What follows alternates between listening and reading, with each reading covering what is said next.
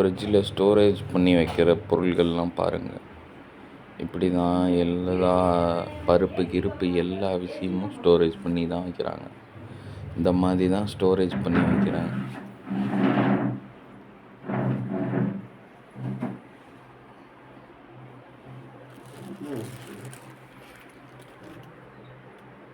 தூக்கி வெளியே கிடாது.